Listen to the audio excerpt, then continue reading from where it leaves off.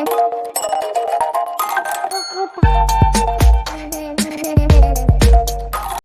Everyone, इस video में बात कर लेते हैं जय कॉर्प लिमिटेड की कोई एनालिसिस देख लेते हैं। चैनल को लाइक एंड सब्सक्राइब करना मत भूलेगा।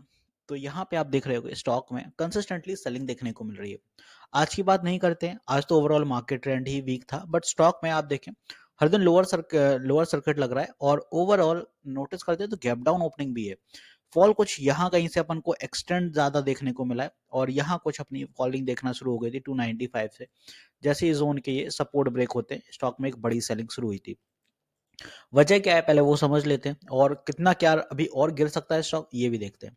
यहाँ पे अगर आप नोटिस करते हैं तो जेकॉप share price tumbles 39% 5 session heads lowest since August 2023। अब यहाँ पे भाई ये कंसिस्टेंटली गिर क्यों रहा है? Overall, the stock has started falling after an industrial-led parcel of over 5286 acre was sold to Reliance Industries Limited at a valuation of 2200 CR। तब से आप देखें कंसिस्टेंटली स्टॉक में एक वीकनेस है और लोअर सर्किट लग रहा है, गैप डाउन ओपनिंग भी है। The company promoted by Anand Jain inform the stock exchange that a subsidiary of urban infra holding Dronagri Infra Private Limited had sold 74% of its stake in Navi Mumbai IIA Private for rupees 1628 CR to Reliance Industries, valuing the entire project at rupees 2200 CR। तो इसकी वजह से stock में consistent fall है। The scrap has fall as much as 10% to 203 apiece, the lowest since August 17 2023। It pared losses to trade 9.7% lower at rupees 203। अब क्या further और fall रहेगा वो देख लेते हैं।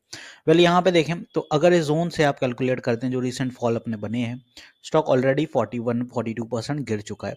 स्टॉक ने हालांकि एक ट्रेडिंग बिटवीन द जोन का सेंटिमेंट बना के रखा था, कुछ ये चल रहा था स्टॉक यहाँ पे और ऊपर की दिशा जाता था फिर नीचे आता था। यहाँ पे ब्रेकआउट दिया बट सस्टेन नहीं कर पाया। एक लूजिंग वेज तो ऑलरेडी दिख ही रही है आपको कि भाई लूजिंग वेज थी, यहाँ से कंसिस्टेंटली गिरावट के संकेत बन रहे थे। फाइनली ये ब्रेकडाउन आया यहाँ पे हैवी 267। मेजर सपोर्ट एक तो ये ब्रेक हुआ, दूसरा मेजर सपोर्ट था जो कि इस जोन का ये वाला ब्रेक हुआ पहले, क्योंकि अगर आप नोटिस करते हैं तो यहीं से बुलिश हुआ था, यहाँ से भी बुलिश हुआ था और यहाँ से भी। इस बार ये सपोर्ट ब्रेक हुआ है तो एक हैवी सेल ऑफ में गया है स्टॉक। तो ओवरऑल अगर स्टॉक के हाई से आप यहाँ पे आंकड़ा लेते हैं तो स्टॉक बहुत करेक्टेड हो गया है 53%। बट क्या अभी और फॉल आएगा वो थोड़ी असमंजस की सिचुएशन है, बिकॉज डेली टाइम फ्रेम पे ओवरसोल्ड बहुत स्टॉक 19 पे RSI ट्रेल कर रहा है। वीकली टाइम फ्रेम देखते हैं तो यहाँ भी ओवरसोल्ड के करीब ही पहुंच गया है और मंथली टाइम फ्रेम देखें स्ट्रेट फॉरवर्ड डाउनवर्ड ट्रेंड दिखा रहा है। मतलब अगर और गिर रहा है स्टॉक और 200 का साइकोलॉजिकल लेवल ब्रेक करता है जो कि कुछ इसी जोन के करीब आ रहा है, अगर ये 200 का साइकोलॉजिकल लेवल ब्रेक हो रहा है कल के दिन तो स्टॉक फिर फर्दर और नीचे जा सकता है, जहां पे फिर स्टॉक में स्ट्रॉन्ग सपोर्ट बिल्ड होंगे 189 के आसपास यहाँ कहीं पे, या फिर इसके नीचे 174.5। नीचे के लिए ये दो सपोर्ट है।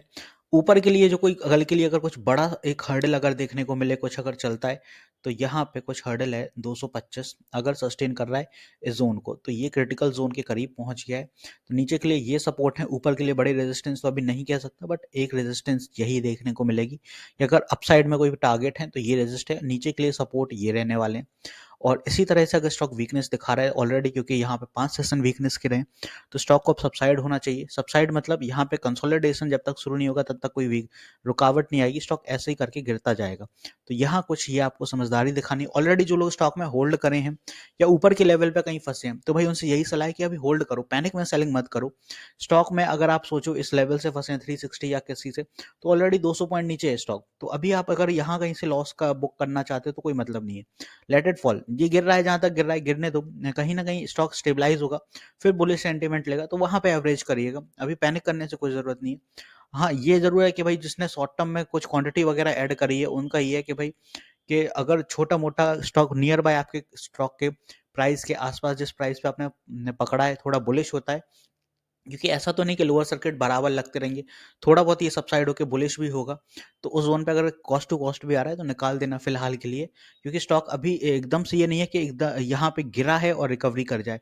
ये थोड़ा टाइम क्या है, गिरने के बाद स्टॉक कंसोलिडेट करता है तो कंसोलिडेशन करेगा फिर बुलिश होगा, तो अभी कंसोलिडेशन में भी टाइम लगने वाला है। तो इसी के साथ आई होप मैंने सारी चीज़ें क्लियर कर दी, क्या मूव रहेगा कैसा क्या सेंटिमेंट है। वरना टाइम फ्रेम के अकॉर्डिंग देखें तो स्टॉक बहुत ज़्यादा ओवरसोल्ड है। 2 जनवरी से यहाँ ओवरसोल्ड आ गया था और आज आप देखें 6 जनवरी हो गई है, स्टॉक ट्रेल कर रहा है यहाँ पे ओवरसोल्ड में 15 के अराउंड। तो बुलिश सेंटीमेंट लेगा, बट कब लेगा ये नहीं कह सकते, आज तो ओवरऑल मार्केट ट्रेंड ही वीक था। तो थोड़ी बस यहाँ पे पेशेंस रखिए और स्टॉक जब बुलिश होगा तब एवरेजिंग का अपन को सोचेंगे, थोड़ा बहुत बुलिश मोमेंटम वहाँ बनना पड़ेगा। तो मिलते हैं नेक्स्ट वीडियो में। This is me Supam Yadav signing of.